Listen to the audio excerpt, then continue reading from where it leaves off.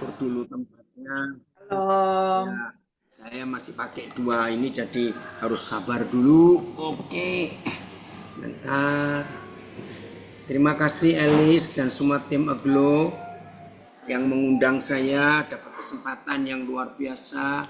Sangat berharga kesempatan ini. Maaf, saya di tempat umum, mudah-mudahan tidak terganggu dengan suara-suara yang ada. Ya, puji Tuhan. Kita bersyukur karena Tuhan kasih kesempatan kita untuk boleh bersama-sama belajar mengerti isi hati Tuhan. Bisa dengar jelas suara saya? Jelas Koden, jelas Surabaya, jelas.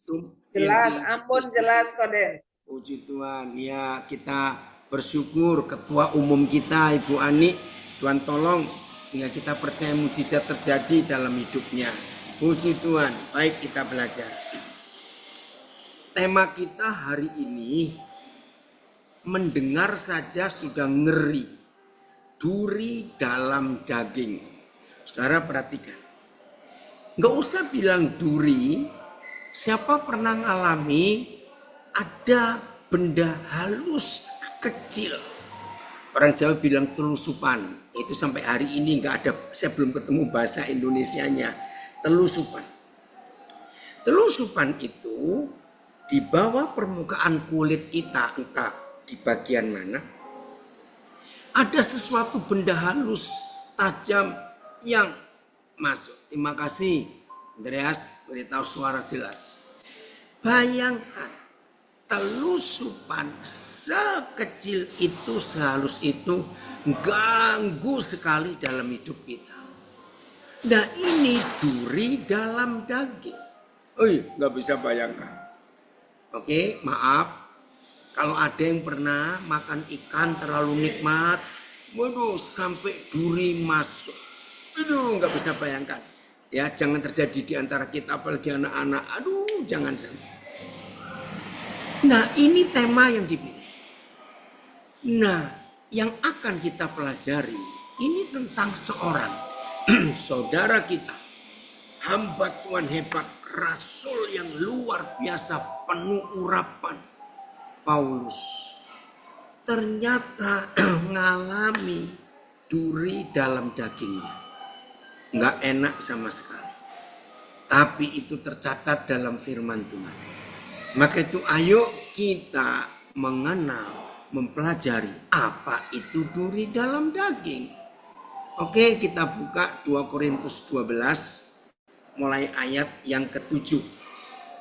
2 Korintus 12 mulai ayat yang ke-7.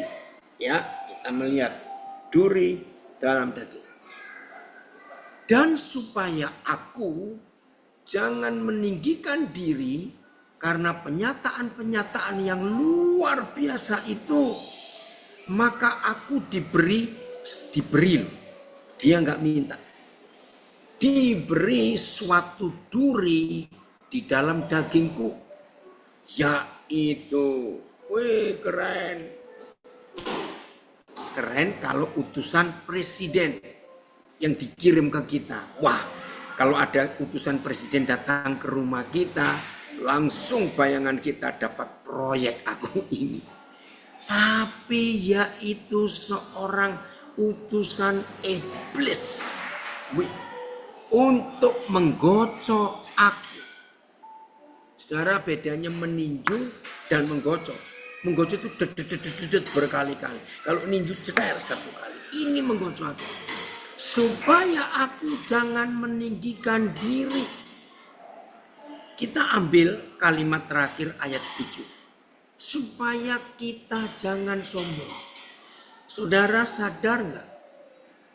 Sikap dasar manusia, siapapun dia, pokoknya manusia, sikap dasarnya itu pasti sombong. Betul? Justru yang nggak ngaku itu yang paling sombong. Maaf. Itu sifat dasar kita.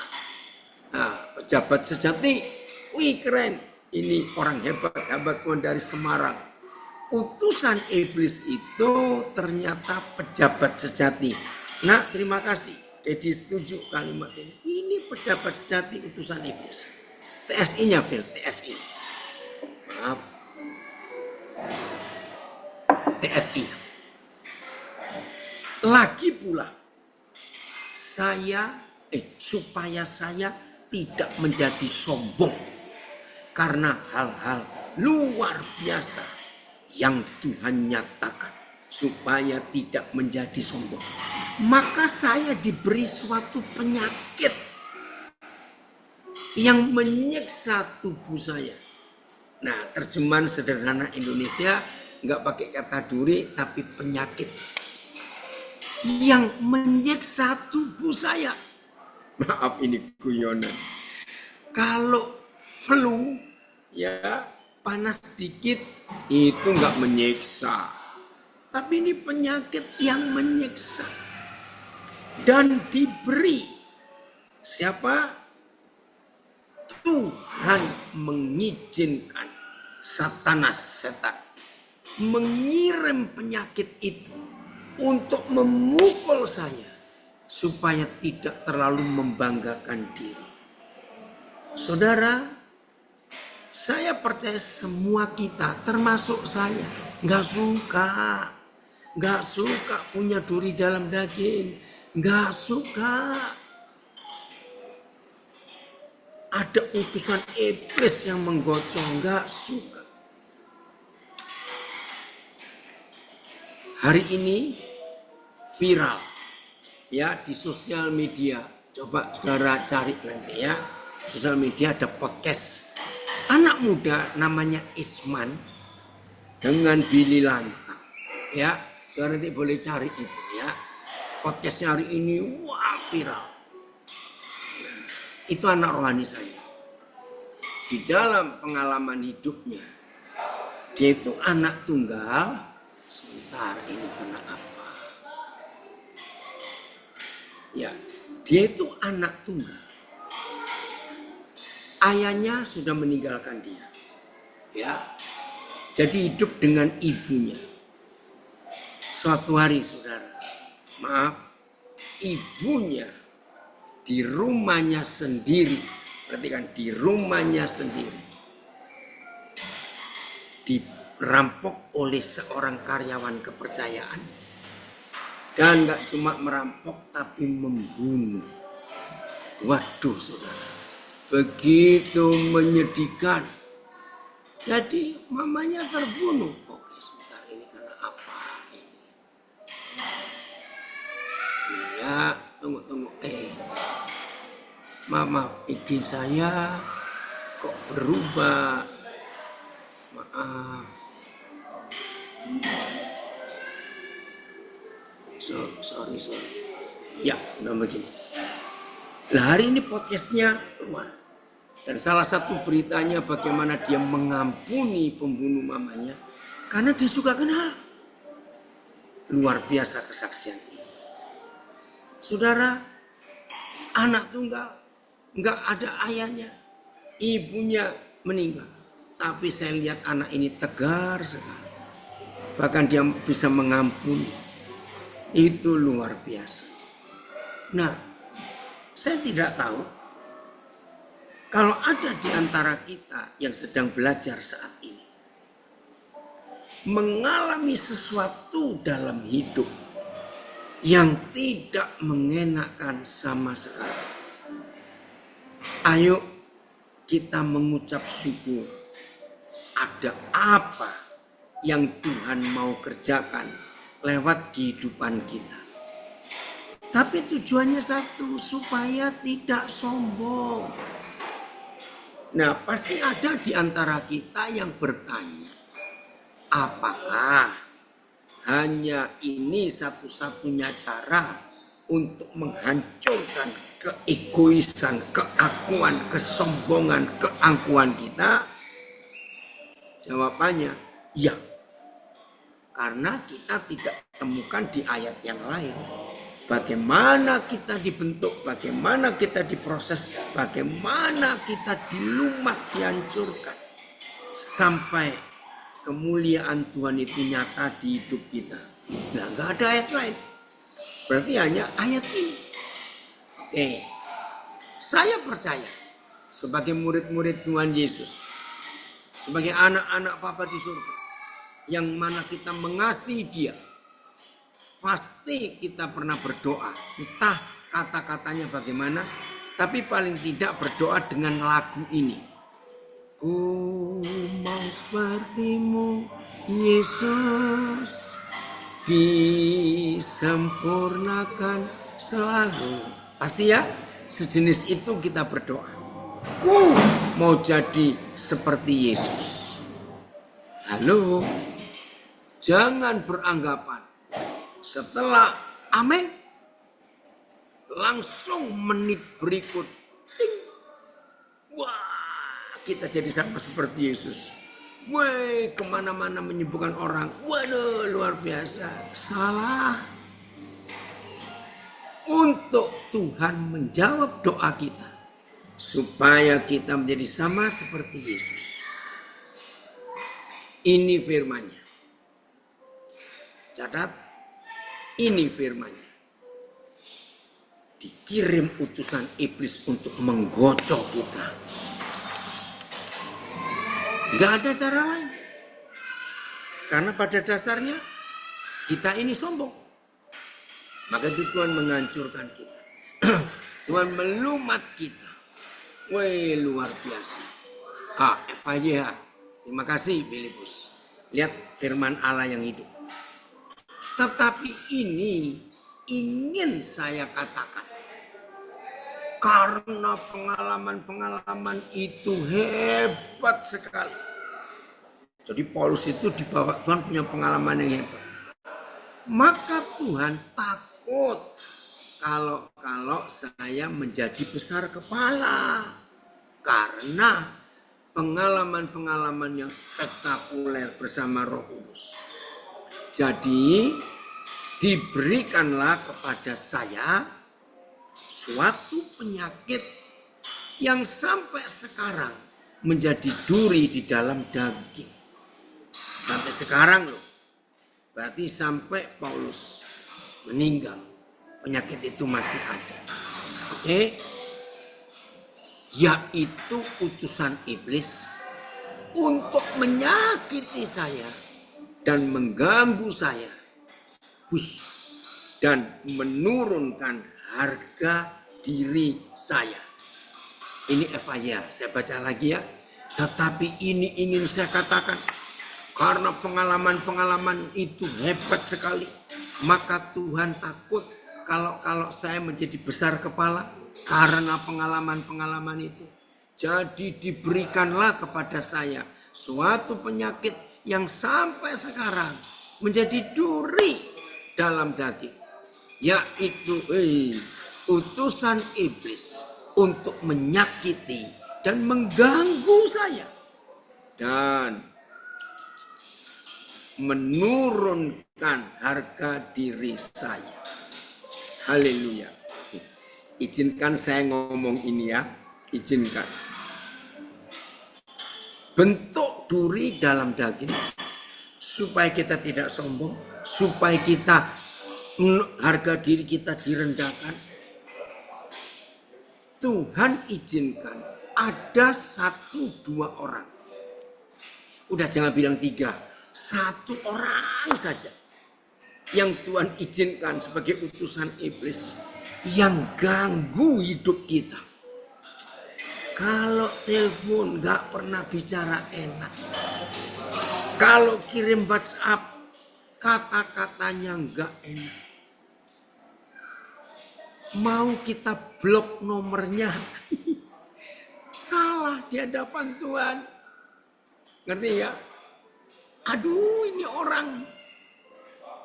Haleluya. Kalau ada di antara kita yang Tuhan kirim 1 orang saja.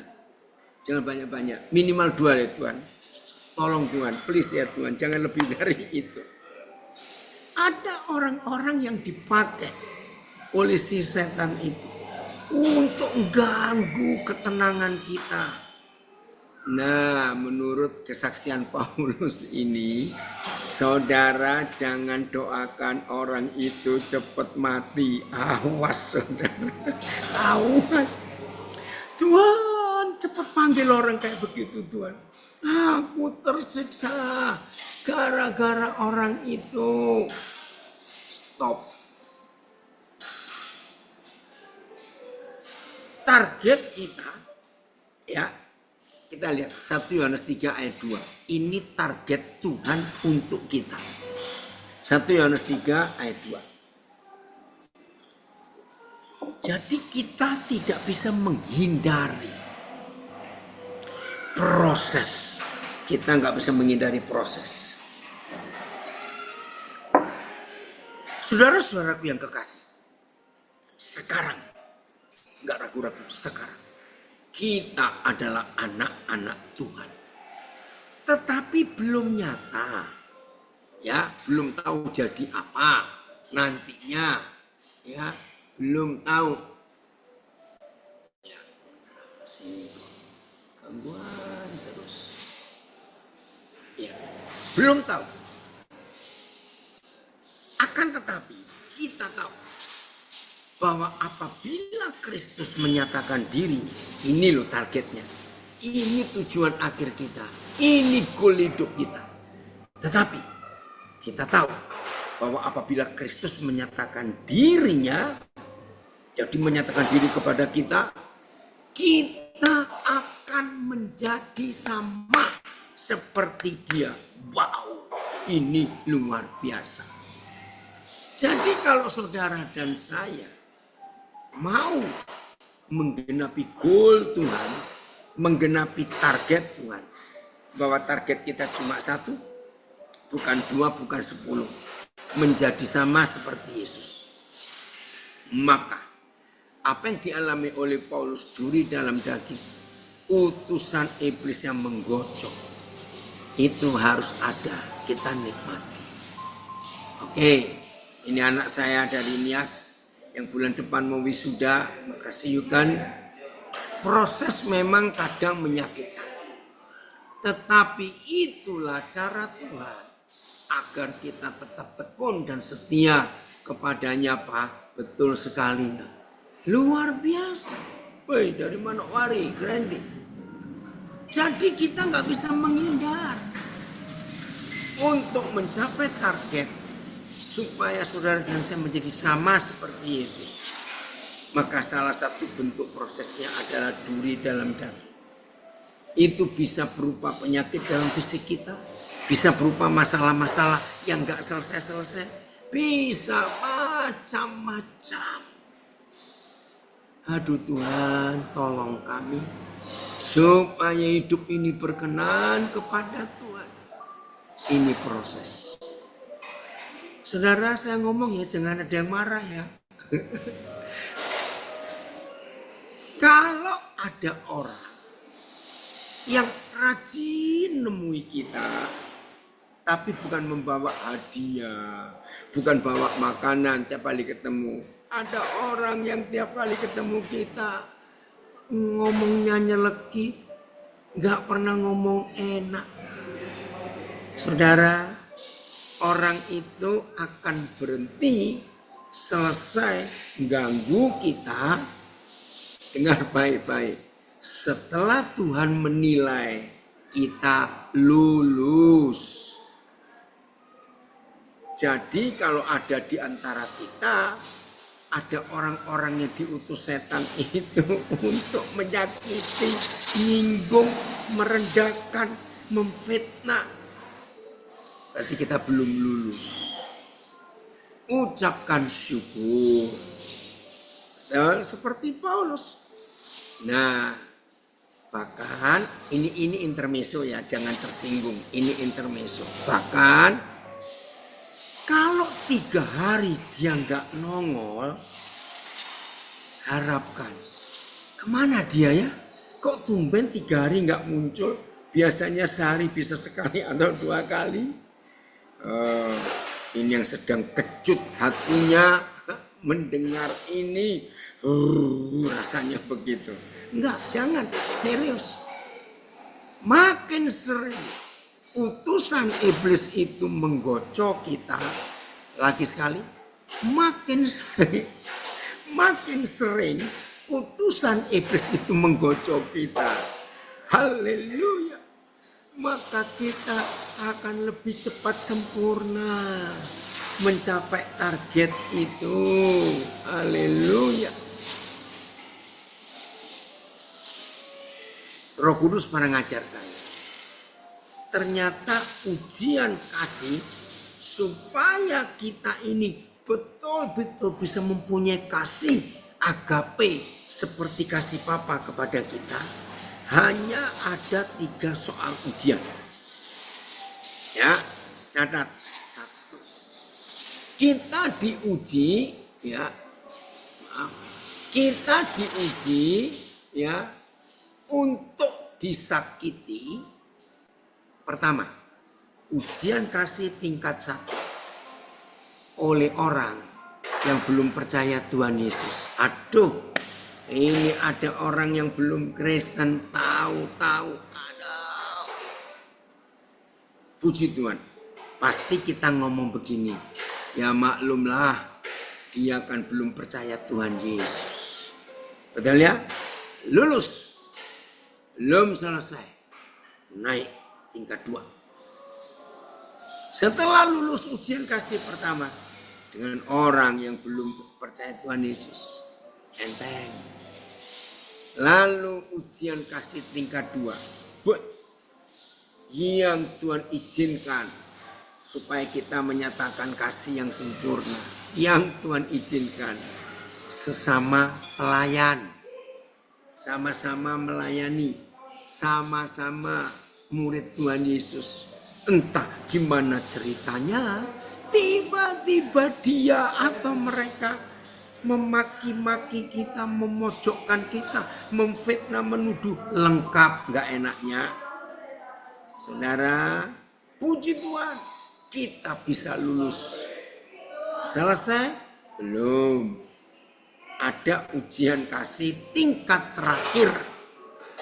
Nah ini gak ada lagi. Puji Tuhan, cuma 3. Kok gak ada yang ngamen? Puji Tuhan, cuma 3. 1, yang belum percaya. 2, sesama pelayan. Nah ini. Yang ketiga ini. Saudara, ingat ya, tidak ada seorang pun hamba Tuhan itu yang adalah malaikat. Kalau kata lain, Tuhan tidak akan pakai malaikat untuk jadi teman sekerjanya. Tidak. Hamba Tuhan itu tetap manusia. Nah, ujian kasih tingkat terakhir, tingkat 3. Haleluya.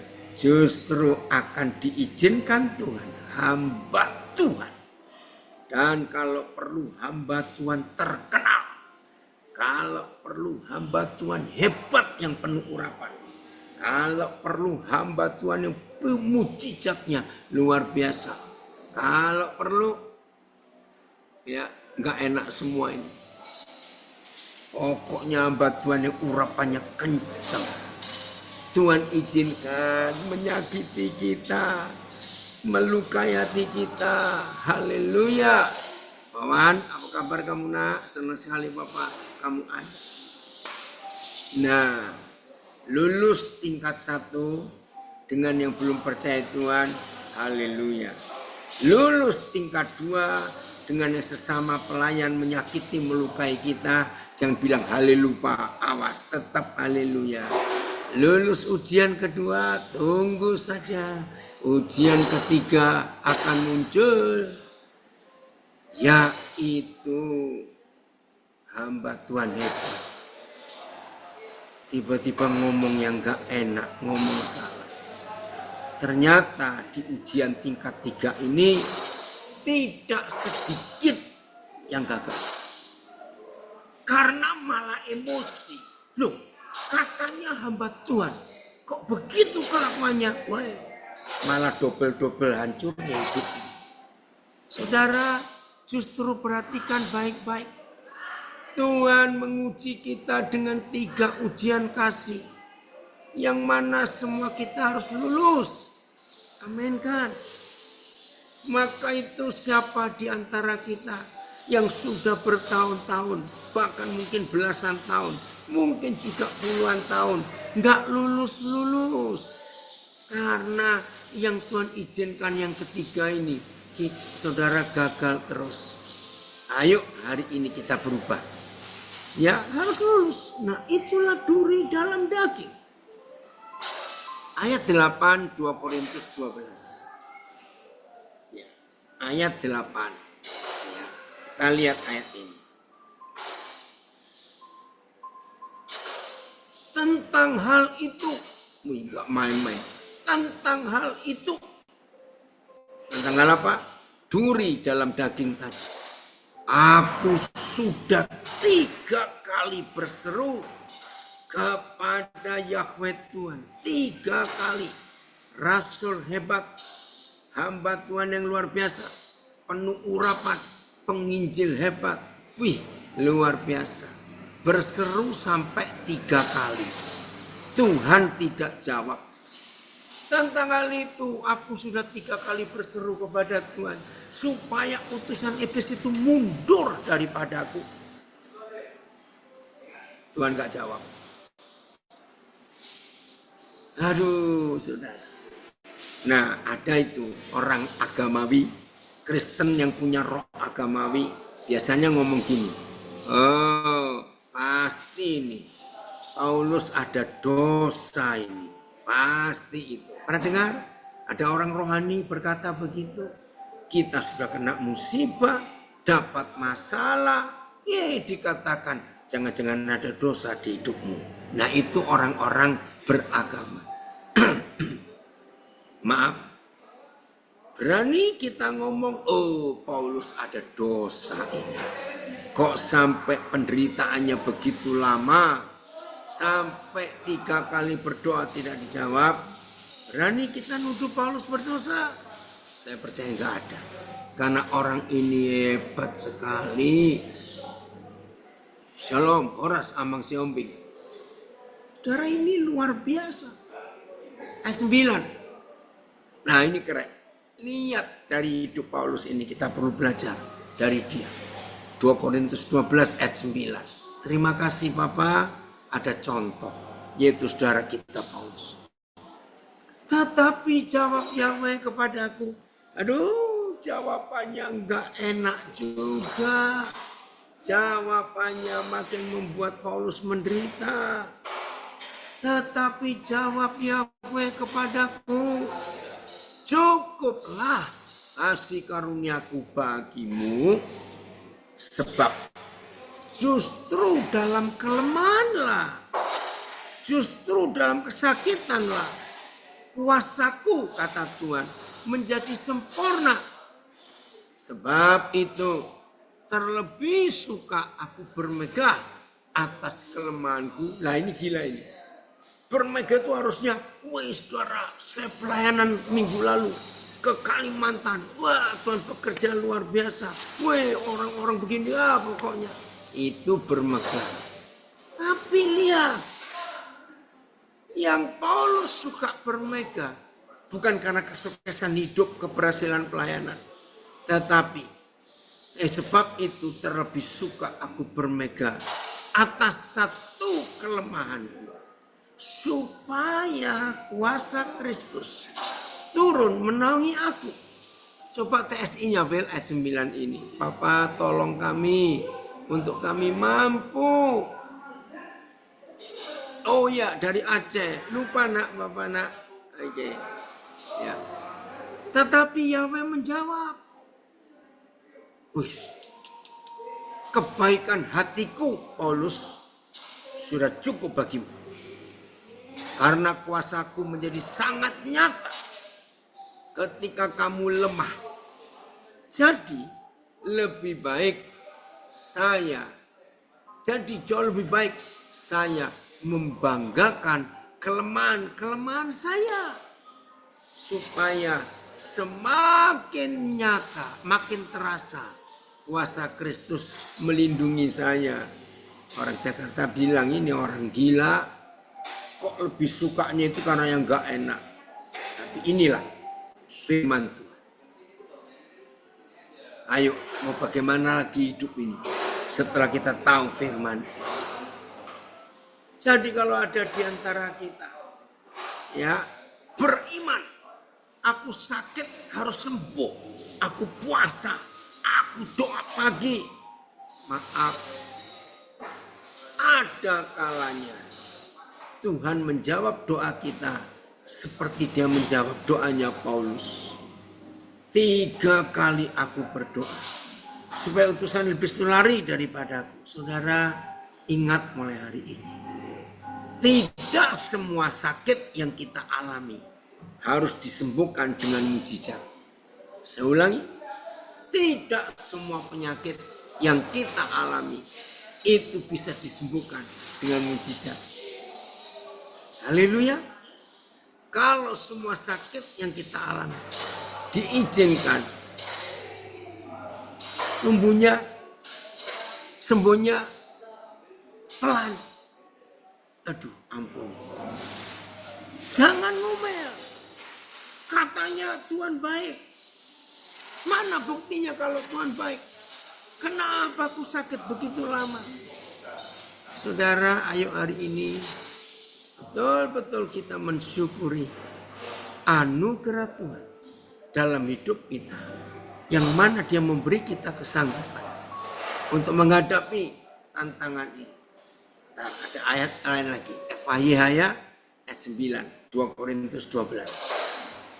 Setiap kali ia berkata, tidak.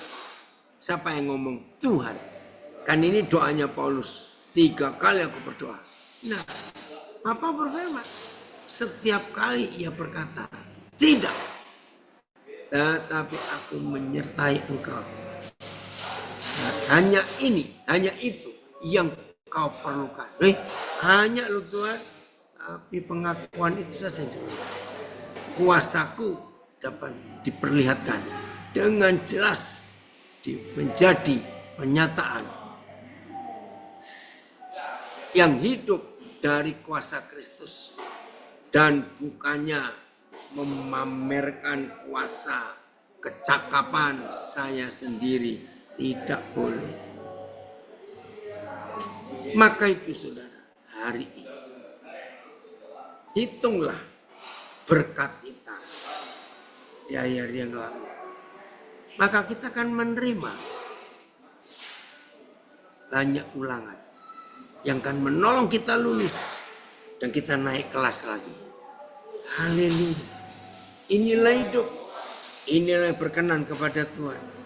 Maka itu firman Tuhan ini hebat sekali. Ada komen lagi dari Zoom saya. My grace is enough for you. Betul. Anugerahku cukup bagimu. Tuhan lebih peduli pada kesembuhan batin dan kesembuhan iman kita. Setuju. Jadi kalau Tuhan izinkan ada sakit secara fisik, asal bukan karena dosa ya, bukan karena mulut rakus, bukan karena tidak mengampuni, tidak. Karena Tuhan izinkan. Percayalah penyakit yang kita nggak suka itu, Tuhan bisa olah menjadi penyakit yang baik. Ini janji Tuhan yang luar biasa untuk kita anak-anak. Terima kasih. Dahsyat perbuatan. Haleluya. Saya tidak tahu di antara kita yang sedang mendengar ini ada yang sedang terbaring di tempat tidur. Sudah 3 bulan Tuhan, aku berharap sembuh. Ini masuk bulan keempat, belum ada tanda-tanda. Ucapkan syukur. Karena hanya Papa yang tahu waktu yang tepat untuk melakukan segala sesuatu. Demi kemuliaan Tuhan. Saya ingin ulangi bagian ini.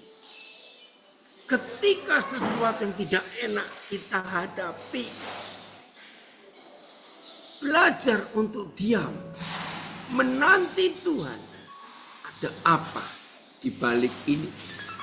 Saudara, contoh yang seperti ini paling gampang kita lihat di hidup Yusuf. Masih ingat di Mesir? Salah apa dia? Enggak ada. Kakak-kakaknya iri hati kepada dia. Dia dilempar ke sumur. Ruben punya inisiatif, janganlah kasihan. Yusuf diangkat dari dalam sumur. Yusuf mikir, enak aku pulang ke rumah, ketemu papaku yang sangat sayang aku. Yeay.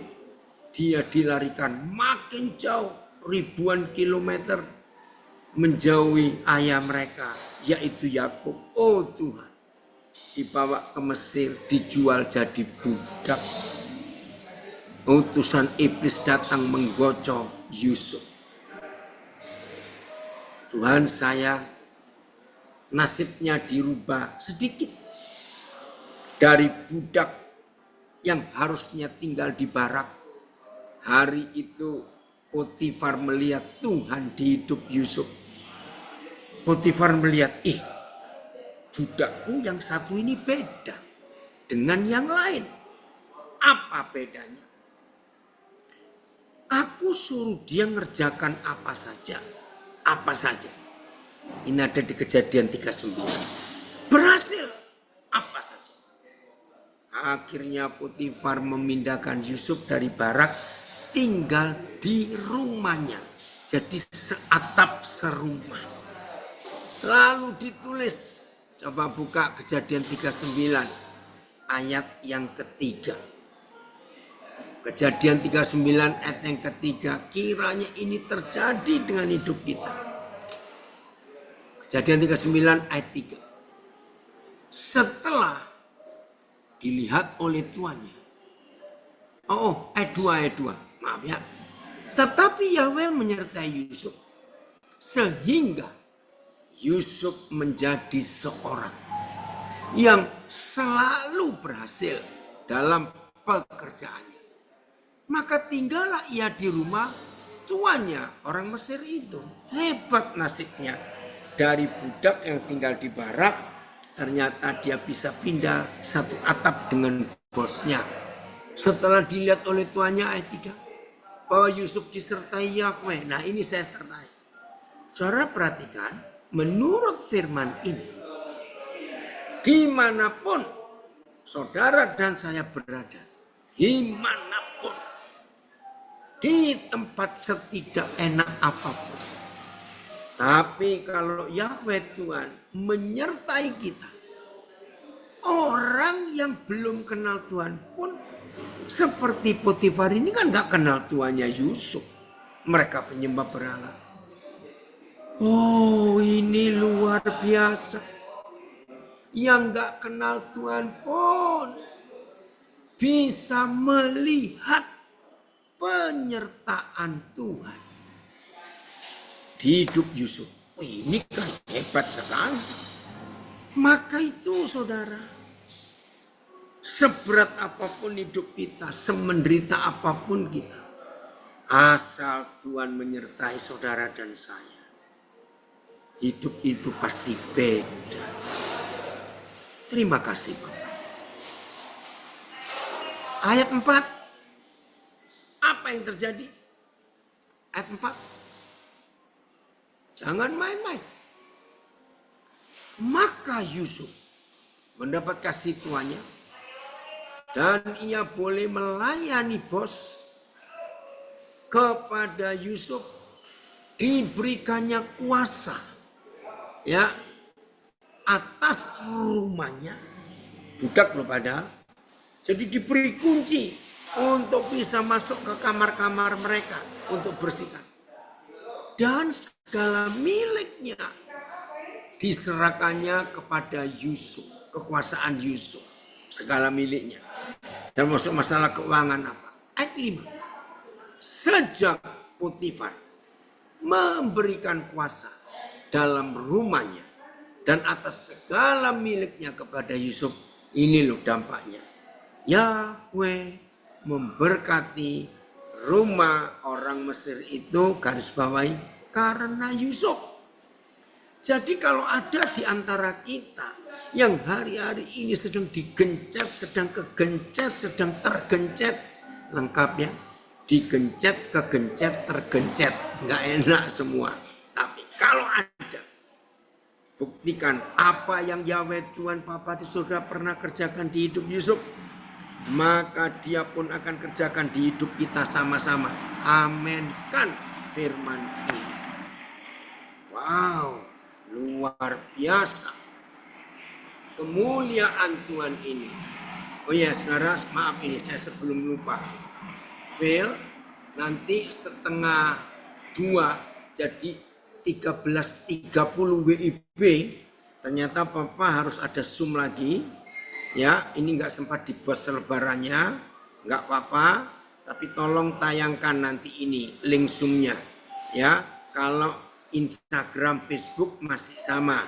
Tolong ya, perhatikan. Bentar. Tolong Phil ini. Ya, ini nanti bersama Paul Chang dari Belanda.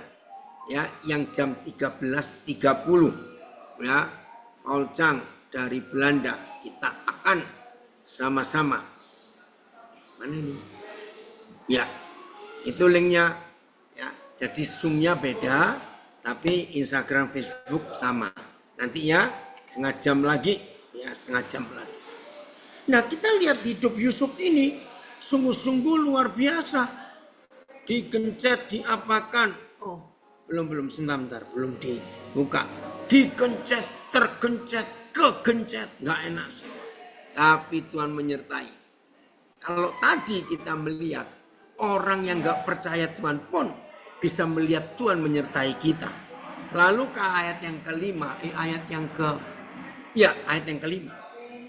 Dimanapun kita berada, ya, dimanapun kita berada, dalam kondisi situasi sejelek setidak enak apapun, catat, kalau saudara dan saya bisa menikmati duri dalam daging itu, maka penyertaan Tuhan nyata dan jelas atas hidup kita. Maka kalau penyertaan Tuhan jelas dan nyata atas hidup kita, catat, sejelek apapun situasinya, sehancur apapun keadaan kita, saudara perhatikan firman ini, maka orang yang belum percaya Tuhan Yesus pun akan melihat kemuliaan Tuhan dalam hidup kita. Sebentar Phil, ini kok nggak bisa, kenapa? Ya, entar saya ganti wifi-nya. Loh, ini kan hebat sekali. Bayangkan, dalam keadaan hancur. Sudah masuk Pak linknya. Oh, sudah masuk ya? Udah atau belum? Phil? Sudah. Oh, sudah. Oh, kok aneh ya? Ya udah. Oke, bagus. Saya ulangi. Kalau ada di antara kita sedang belajar sekarang dalam situasi yang tergencet, kegencet, digencet, tapi hati saudara tetap bersyukur, tidak ngomel, tidak marah kepada yang gencet kita. Lihat, Yusuf tidak maki-maki istri Potifar yang memfitnah dia. Yusuf tidak dendam kepada 10 kakaknya yang menghancurkan masa depannya. Dia ucapkan syukur. Keren. Maka kemuliaan Tuhan nyata atas Yusuf. Kejadian 45. Ayat yang ke-8. Wah, ini gila lagi. Seandainya Yusuf tidak mengalami proses duri dalam daging, lalu dia mengalami kondisi sehebat ini. Wow. Dia bisa sombong, bisa lupa diri, bisa angkat dada. Oh, inilah aku. Tapi karena dia sudah menggenapi proses ketidakenaan itu. Oh, kecepatan. Fail. Kejadian 41. Maaf, mulai ayat 37. Tunggu dulu ya. Kejadian 41 ayat yang ke-37.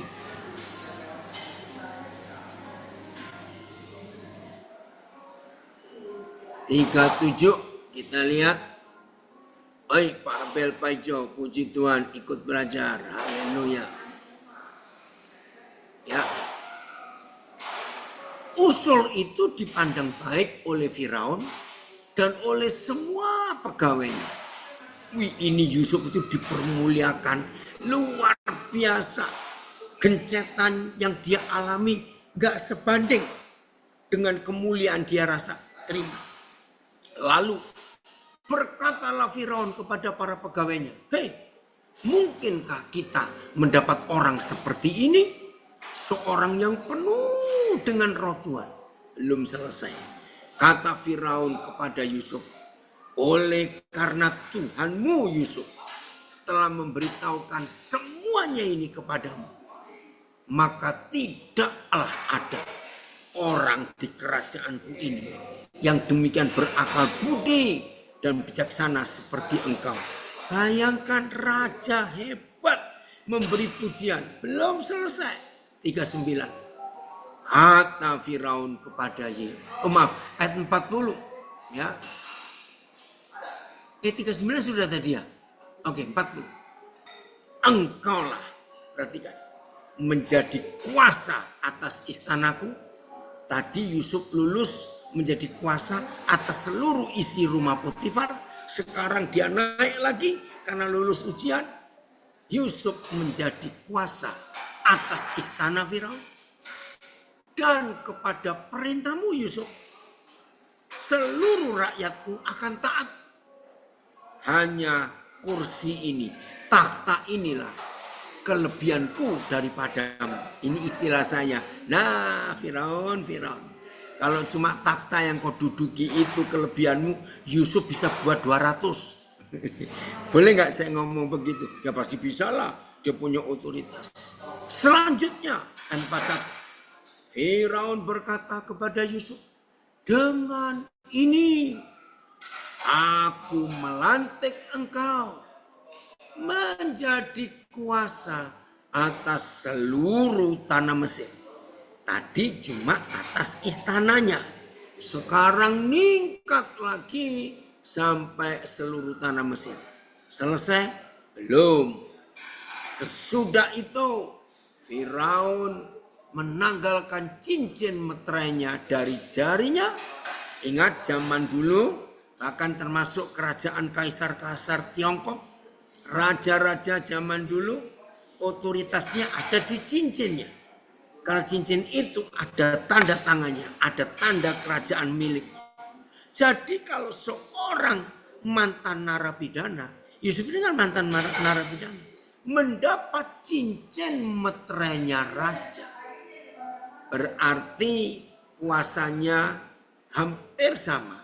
Cuma takhta itu yang beda. Saya ulangi. Sesudah itu Firaun menanggalkan cincin meterainya dari jarinya dan mengenakannya pada jari Yusuf. Dipakaikannya kepada Yusuf pakaian daripada kain halus, pakaian kebesaran, dan digantungkannya kalung emas pada lehernya. Lalu Firaun menyuruh menaikkan Yusuf dalam keretanya yang kedua, dan berserulah orang di hadapan Yusuf, "Hormat!" Demikianlah Yusuf dilantik oleh Firaun menjadi kuasa atas seluruh tanah Mesir. Yakin? Kalau Yusuf tidak mengalami proses digocok utusan setan, duri dalam daging, dia bisa lupa daratan, dia bisa lupa diri ini. Haleluya. Wanita Aglo secara khusus, percayalah, kalau semua kita, termasuk kita yang ikut belajar, mau menikmati ya duri dalam daging yang Tuhan utus, yang Tuhan izinkan ada di hidup kita, sabar, tunggu, maka tidak lama Tuhan akan mempercayakan kepada kita perkara-perkara besar yang kita nggak pernah mikir. Wow, sehebat itu. Haleluya, haleluya. Maka itu saya ingatkan, dekat-dekatlah dengan 10 kakak yang menggencet kita. Bersahabatlah, bukan bersahabat, terimalah istri Potifar yang memfitnah kita habis-habisan. Mudah-mudahan semua berkata amin. Serius saudara. 3 kali aku berdoa, Tuhan, supaya utusan habis ini pergi daripadaku. Tapi jawabnya, cukuplah kasih karuniaku bagimu. Ya udah. Kejadian 45 ayat 8. Buah ini lebih seru lagi.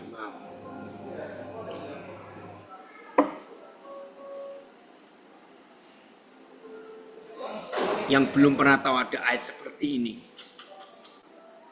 Ayat 8.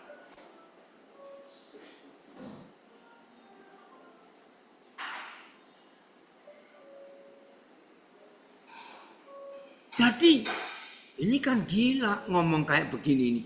Jadi bukan kamu kakak-kakakku yang menyuruh aku ke sini. Hei, Yusuf, masa lupa? Bukankah ke-10 kakakmu itu yang menjual kamu ke Mesir? Masih ingatnya? Tapi Yusuf bisa ngomong, saudara. Bukan kamu kakak-kakakku yang menyuruh aku ke sini, tetapi Tuhan.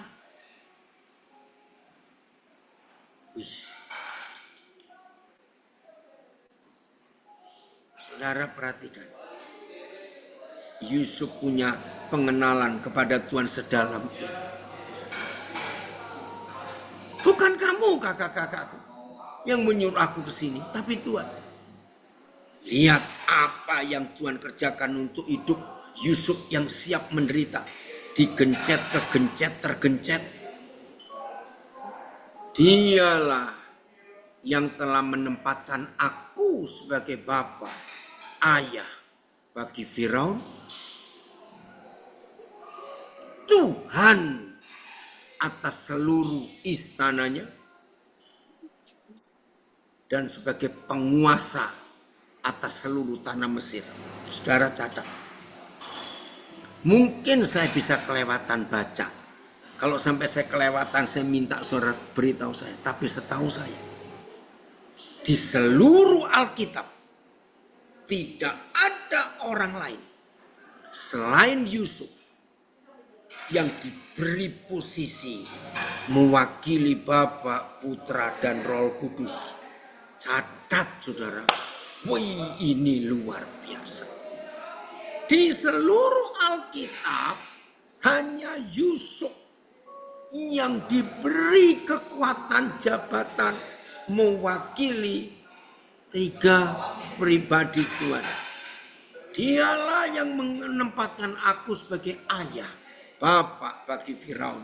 Walaupun kita nggak tahu umur Firaun berapa saat itu, tapi umur Yusuf kita tahu.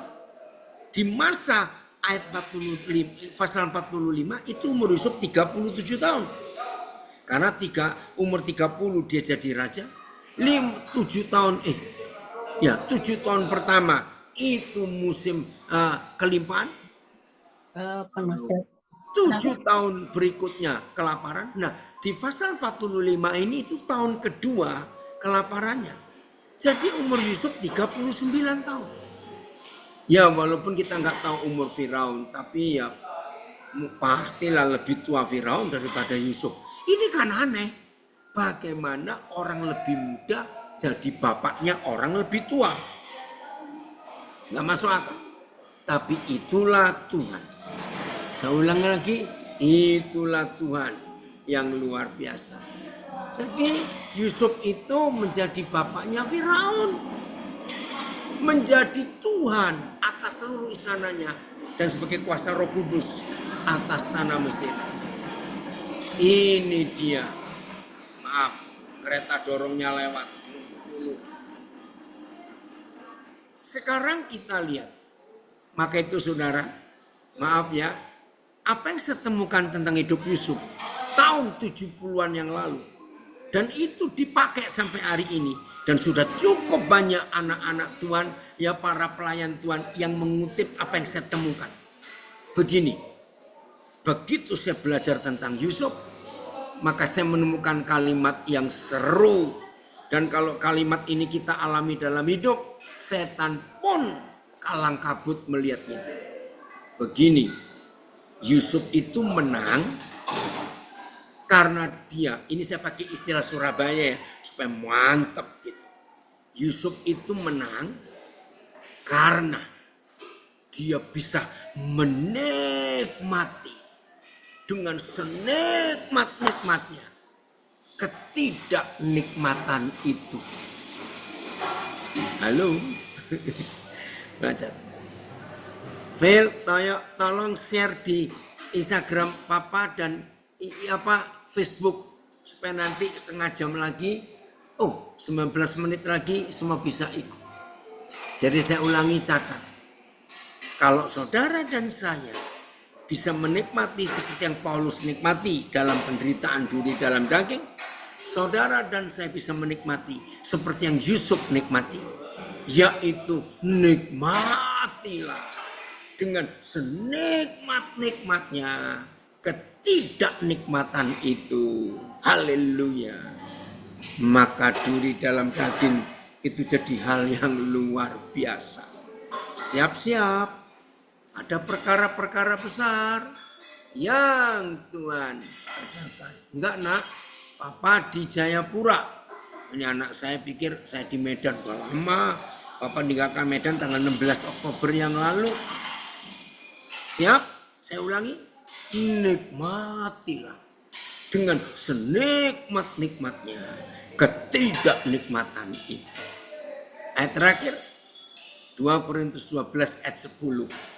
Ayo semua kita mendeklarasikan apa yang Paulus alami itu. Oke, ada sebuah pendapat, ini akibat orang tua yang gak adil dalam keluarga. Ayahnya kesannya pilih kasih, membuat kakak-kakaknya Yusuf cemburu. Dalam hal ini Tuhan memang sudah menentukan Yusuf untuk menyelamatkan bangsa Israel. Oke. Kalau toh Yakub tidak adil, membuat kakak-kakaknya cemburu, Yusuf bisa protes. Pak, tolong dong tegur 10 kakakku itu.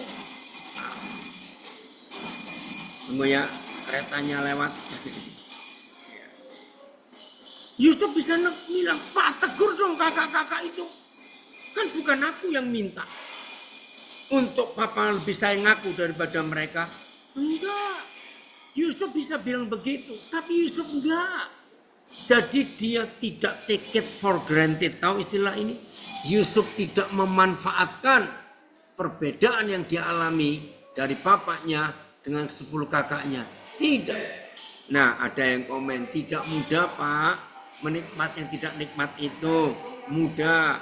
Kalau saudara suka lombok, suka cabai, suka rica, orang yang suka pedis, kalau makan lombok nggak pedis, itu bilang ini permen. Justru orang yang suka pedis, itu sukanya penderitaan. Karena kepedisan itu menderita, tahu. Setuju ya? Oke, ayat 10 sekarang. Karena itu, ini gila, ini orang gila. Karena itu, aku senang dan rela tiap hari makan gratis. Dari satu restoran pindah restoran lain, itu baru senang dan rela. Tapi lihat, karena itu aku senang dan rela di dalam kelemahan, di dalam siksaan. Apa nggak salah ini orang? Senang dan rela kok dalam kelemahan, dalam siksaan, dalam kesukaran, dalam penganiayaan dan kesesakan oleh karena Kristus. Haleluya. Lihat firman ini, hebat sekali. Sebab jika aku lemah, maka aku kuat. Saya pakai istilah Jawa, yo wis. Tahu kata, ya sudah. Kalau memang itu yang Tuhan mau, haleluya. Nah, maka itu kita bisa menikmati ketidaknikmatan itu dengan senikmat-nikmatnya. Phil, nggak bisa masukkan ke Facebook dan Instagram Papa linknya Paul Chang ini, atau sudah? Phil? Ini bos. Ya Pak, ini saya masukkan ke FB Papa dulu. Oh, ke FB Papa ya, ya. Bentar. Ya udah ya. Jadi nanti ya jam 13.30 sebentar lagi kita akan gabung. Makasih, nggak apa-apa. Makasih. Kasihan yang kerja. Jelas ya? Oke, sebelum saya akhiri, ada yang mau bertanya dari Egelo secara khusus? Halo, Ibu Lili yang milih tema ini, bagaimana dengan pelajaran ini? Ayo. Ya, kami sungguh terberkati ya, Puji karena Tuhan. Sebentar Bu, ini masih suaranya ribut. Saya pindahkan dulu posisinya. Bentar ya, supaya kita bisa belajar. Haleluya. Saya matiin dulu. Oke, mana wajahnya Ibu Lili yang cantik ini? ya Itu dia. kami dari Aglo berterima kasih ya bahwa Pak Daniel bisa membawakan renungan pada siang hari ini. Terima kasih banyak, Oden. Ini Sama-sama. sangat memberkati kami yang mungkin pada saat-saat ini mengalami duri dalam daging. Ya, Ya. Sehingga kami tadi mendengar bahwa kuncinya hanya satu, mengucap syukur. amin. Kita mengucap syukur, maka ujian itu mungkin akan lebih cepat memproses Selesai. kita dan selesai. Kita lulus, naik tingkat. Kalau kita ngomel, tambah lama prosesnya. Ya, ya. Sebetulnya Daniel ini menggantikan Ibu Ani. Ibu Ani Santoso yang seharusnya menerjemahkan konvensi Aglo Internasional yang baru-baru ini diadakan di Amerika, yaitu Nancy McDaniel. Tetapi karena beliau kurang sehat, tapi puji Tuhan, hari ini saya mendapatkan kabar dia sudah segar, tapi Amin. Haleluya. masih belum boleh pulang dari rumah sakit ya. Ya nanti kita nantikan kesaksiannya bulan depan. Kita akan ketemu lagi.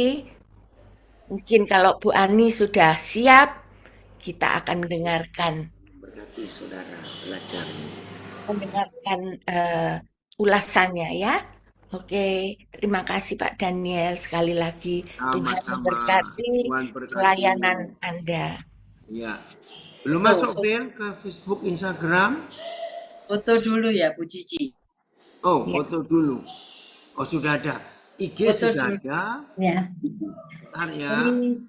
Tapi Facebook coba Papa lihat. Oh, mau foto dulu sebentar. Semua Saya- Foto dulu Koden, sebentar Koden. Ya. Semua Udah. buka video. Udah Ibu-ibu, dibuka. bapak-bapak, boleh kita mau foto bersama ya? Ya. Mari kita beri senyum yang paling cantik dan cakep. 1, 2, 3. Sebentar, ada 3 halaman di saya Oh, nih. banyak. Ya, Pak. Oh, Den. 1, 2, 3. Satu kali lagi. Sebentar. Tahan ya. 1, 2, 3. Oke, thank you semua. Tuhan Oke, berkati, Tuhan Kak berkati. Den. Tuhan Jadi berkati. ingat tuh,